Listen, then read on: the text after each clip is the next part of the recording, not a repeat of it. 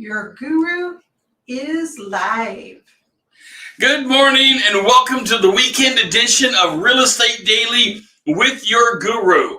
We've got a great topic today, and the topic is, should I buy a home with a pond? You know, you're representing lots of clients, and the client says to you, should I buy a home with a pond? What do you think about ponds? What are the problems with ponds? Well, there's a lot to know about ponds, and we're going to go over that this morning. But first, let's sip our coffee this morning. You know, down below, I got a link for it. They're not an affiliate at this point, but I love their coffee so much, I want to promote them a little bit. It's the Black Rifle Coffee Company coffee. I dearly love it. If you want to know what blend I'm drinking this morning, it is Blackbeard's whole bean. I'm grinding it with a burr grinder. So, ponds. Where are we at with ponds? What are ponds? What is, if we have to define it. So let's just take a moment and define what is a pond. So a pond is a body of water that is either natural or man-made. It can be either one. There is no definition saying that a pond has to only be natural. Of course, people love natural ponds, but man-made ponds are wonderful as well. So let's talk about types of ponds that are out there. Ponds absolutely can be man-made. Of course, they can be man-made, but they can also be natural. They can be rainwater ponds. That is a pond that has no other source of water gathering other than the rain itself, and you have a low spot and it simply gathers. We were listing a home just last year that had a rainwater pond, and it was large, absolutely stunningly beautiful, but it was a rainwater pond. There are spring-fed ponds. There are creek-fed ponds. All kinds of ponds that are out there that can be quite stunning and beautiful. But there are issues with ponds that we have to address. You're the professional. You're the real estate agent. You're the one with the credibility to establish with your client.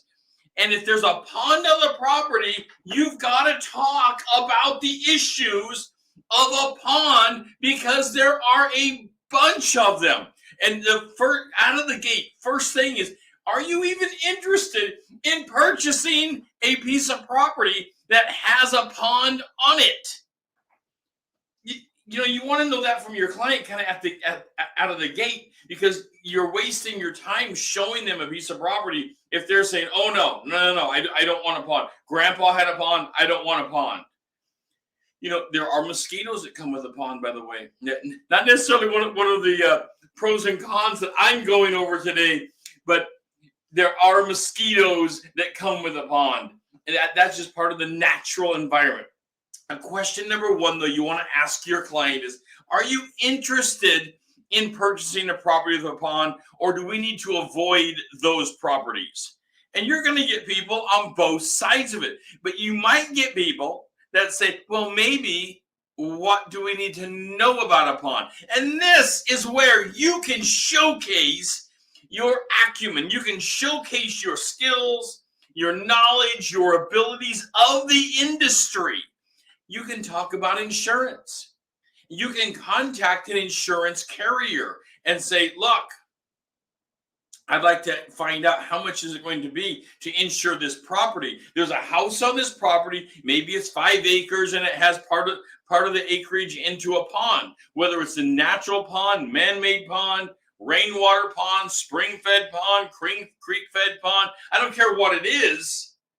You might want to find out what is the insurance issues going on with the pond, and how does the pond impact flood zones.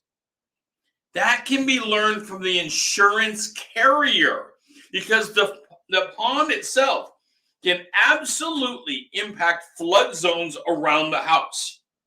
Now, it may have never flooded, but that doesn't mean it's not going to impact it from an insurance point of view. So you want to learn and get your client up to speed with insurance issues if they're looking at a body of water on the property.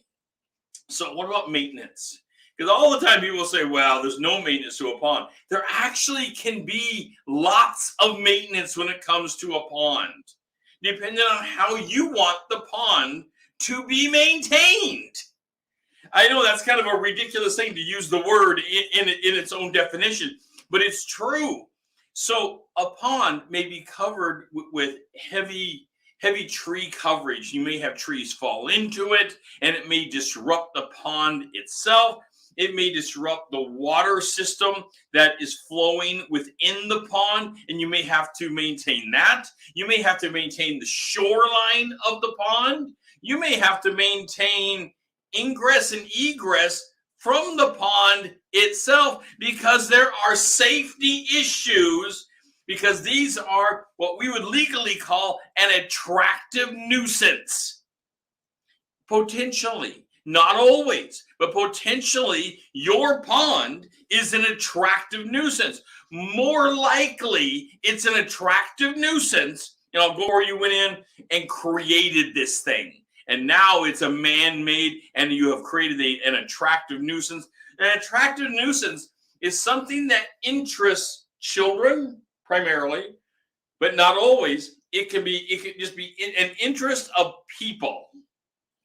You're an attraction to them because you now have a pond. It's like having a swimming pool, and people are attracted to these kind of things. And if they're attracted to it, there is a safety issue that goes along with the pond.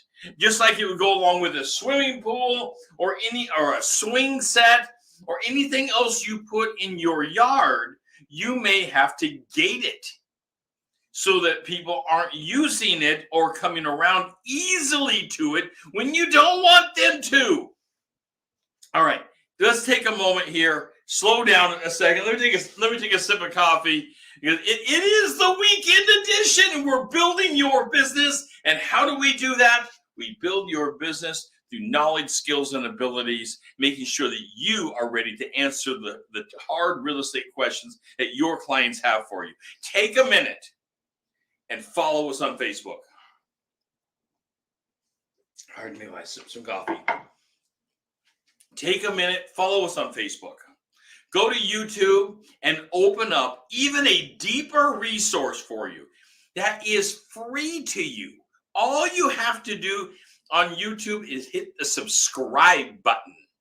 Hit the subscribe button, and it will open up the members-only events to you. The Guru member-only events. And this is where we take a deeper dive, a much deeper dive into building your career directly. I have one goal, and that is to make your career the biggest in 22 it ever could be possible. Take what you thought was possible and multiply it by 10. Let's build your career to huge. The year 22, it's only, we're in mid-February here, and it is on fire. Were you watching last week at the listings coming on? All of a sudden, the weather's getting a little nicer. In the Portland area, we had a mid-60s degree day yesterday. We're having another one today. I will say, where I live out in the gorge, it's not quite that warm, and we're having winds now around 50 miles an hour. But in the Portland area, we're having some warm temperatures, and people's thoughts turn to spring. And with spring, people start getting more serious about buying a house, and they get more serious about listing their house. And I want you in front of those people. All right, there are stunning beauty that comes with a pond. Absolutely. The serenity, the beauty, the relaxation of just having the pond around. Bodies of water in general, tend to relax people. They bring on an ambiance that is so, I'll just say, relaxing, that people love it. That's why they want it around. That's why they want flowing creeks and babbling brooks. There are safety issues, as we were talking about with them. There are insurance issues, just to recap here a little bit, that go along with these things. They are an attractive nuisance, no question about it. However, the relaxation of having something like a pond, can you imagine, just like right now, it's the weekend edition, and you go out from your home and you walk down to your pond or your babbling brook, you walk down to your body of water. We do it because there is a mental relaxation to the sound, to the sights, and let's face it, the wildlife that comes with having a pond can be stunning, absolutely stunning, particularly if your pond is stocked with a little fish. That can be fantastic. Then you've got other fowl, birds of prey coming in to fish there. And can it be better? Can it be more relaxing than watching the wildlife? This natural environment that you have with a pond. If your client likes it, often these places cost more money because the item is looked as overall an asset. It's an asset to the property for the beauty that it is. If they don't want it, go find something else for sure, because it's definitely for those who want it and they will pay for it. But yes, it increases the wildlife. It increases the purchasing power of what's going on. It increases the desirability of wanting to have the property. There's not a lot of these around, unfortunately. There's just not a lot of homes with ponds around. You will look for quite a while is the likelihood. You might get lucky. You might get lucky with your client and stumble upon what you're looking for right away. But the likelihood, the clients I've had in the past, helping them and coaching them along to do exactly what we're talking about, find the home of their dreams, it's a harder search. So you're going to want to advise your client that ponds to show you today. That's not likely in our area. We have lots of water. We have lots of bodies of water. But to have a pond on your property itself, that is quite unique. And people don't give them up very often. All right. I hope you're having a great morning this morning. Saturdays are one of my favorite mornings to sip coffee, get my head in the game on what's going on that weekend with real estate. And let's not forget that we have a course called Kickstarter. I want to talk about this for a second. Our Kickstarter course is all about building your business. How do we do that? We build your business by taking the skills that are needed in 22 and putting a razor sharp edge on them, showing you how to, and I'll just call it fishing for leads and clients. We show you how to fish in the current environment so that you have lots of leads coming in to convert into clients. This is critical when it comes to having a full-time career in real estate. Next is for those really serious. I'm talking about for those that are extremely serious about having a full-time career that's on steroids. One-on-one coaching. One-on-one coaching that is focused on your business. It's not focused on what we think the business should be.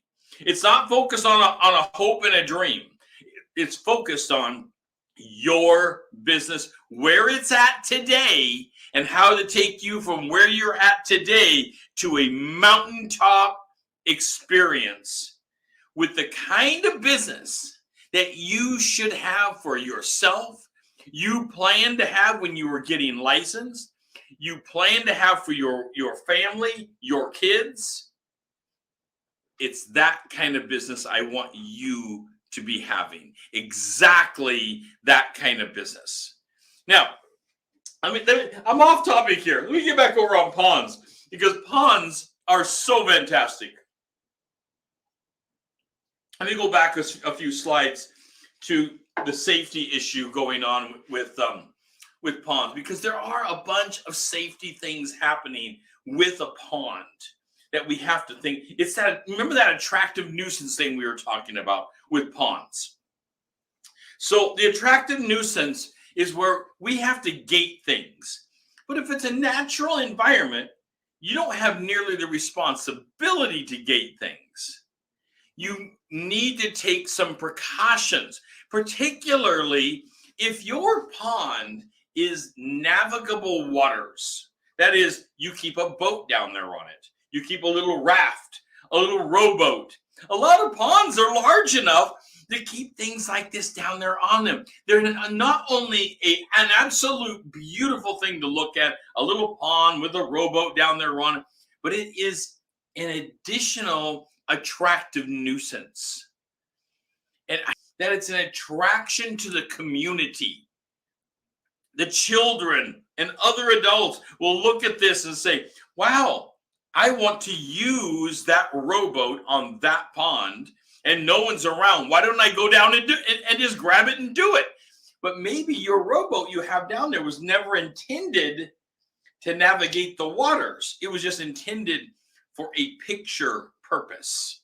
So be cautious, and you'll want to tell your client to be cautious with it. Also, with the pond, things that are on the pond itself, like boats, should not be listed as value within purchasing the home. I know that's a tough one, and we talk about negotiation in another video that we have.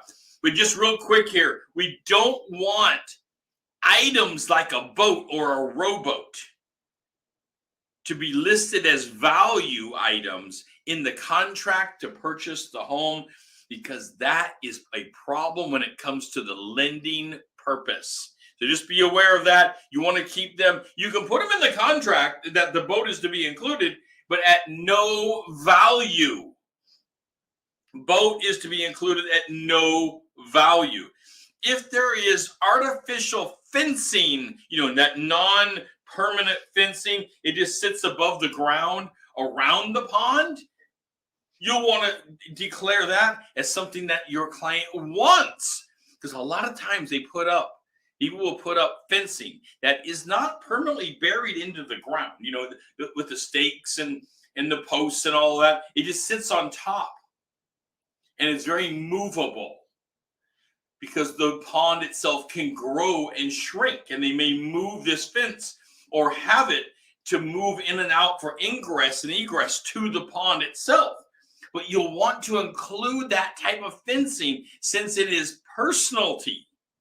You'll want to include that fence in the contract at no value, but you'll want to include it that it comes along with the home itself.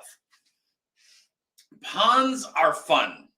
In my estimation, a piece of property that has some water on it is a huge attraction because of the serene environment it gives, the release that it gives, the relaxation that comes along with having the body of water, and the wildlife that naturally is included because they find you. The wildlife simply come out and they find you. You have a body of water. They drink from it. They fish from it.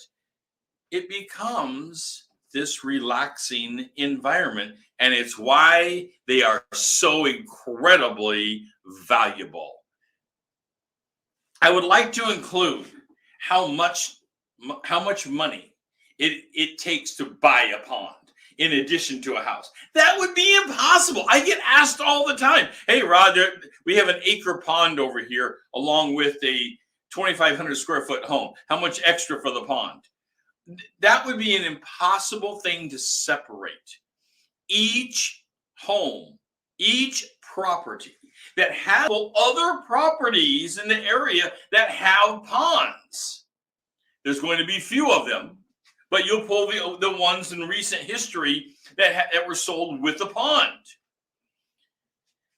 But your home, the one you're getting ready to sell, either through helping a buyer get it or the seller list it, ultimately, while you can look at comps, ponds are individually valued because they're different depths, they're different areas, different amounts of surface waters. They might be navigable, they may not be. They might just be a very shallow 6-inch body of water that, 6 inches, you're not going to navigate 6 inches. That's closer to a swampland than it is an actual pond, even though it qualifies. It qualifies as a pond for sure, but it's just a very shallow pond. Let me get another sip of coffee this morning. There is no requirement as to how deep a pond has to be to become a pond. As long as it has surface waters and it's contained, it is a pond. No matter whether it is rain-fed or spring-fed, either way, it is still a pond. Different things can be done with it depending on how deep it is and how large it is, but it's still a pond no matter. All right, today we've been talking about some ponds and the value to individuals of ponds, not the actual value of a pond. As I said, that would take pulling lots of comps and some analysis that you're going to have to look at upon pulling lots of these and seeing what you can possibly do to put a value on a piece of property that has a pond. Difficult. We've talked about researching for them and finding out whether your client is actually interested in them. That's question number one. Are you even interested? You said you want a home with some acreage. Are you interested in a home with acreage that has a pond on it? Knowing, of course, that the pond can bring an attractive nuisance as well as relaxation and great joy and wildlife. You want to remind them of these things. You're bringing your client up to speed with the assets of a pond. Remember, we are the professionals. You and I believe strongly in your ability. You can connect with people I could never connect with. We need you in the industry, and you need to be knowledgeable about things like a pond. If you're going to sell a home that has a pond on it, you need to have these minimum skill sets of knowledge to at least ask the questions. For example, calling the insurance company, and you can say to your client, hey, by the way, I've already called the insurance company about this to find out what are the issues with having a pond on this property, and what would the insurance rates look like for something like this? Can you even imagine the credibility that you have just established with your client because you're able to bring that kind of knowledge? The trust factor that they are going to have in you now just went up tenfold. A huge amount, because they're not even thinking insurance. They're looking out there at the pond, and maybe they're favorable to a pond, and they're saying, wow, that's terrific. And you bring up the insurance issue and how much it's going to cost, and maybe it's very affordable. Maybe it's not even a big deal. That's fine. But you're putting that fire out up front, right out of the gate. You're also able to talk to them about assets of the pond itself, the wildlife. Maybe you've looked up the wildlife. Part of real estate is having fun with this. And you've looked up the wildlife that's in the area and maybe nesting at the pond. Maybe there's some wild ducks or geese that are nesting at the pond. And you can bring those things up. People are impressed with your ability to showcase your skills, knowledge, and abilities. to them when it comes to assets of the property that they are looking at. And by the way, it's our job. Our job, and of course, our love of real estate goes a long way. This is Real Estate Daily, your weekend edition. I am your real estate guru, and I'll be talking to you very shortly.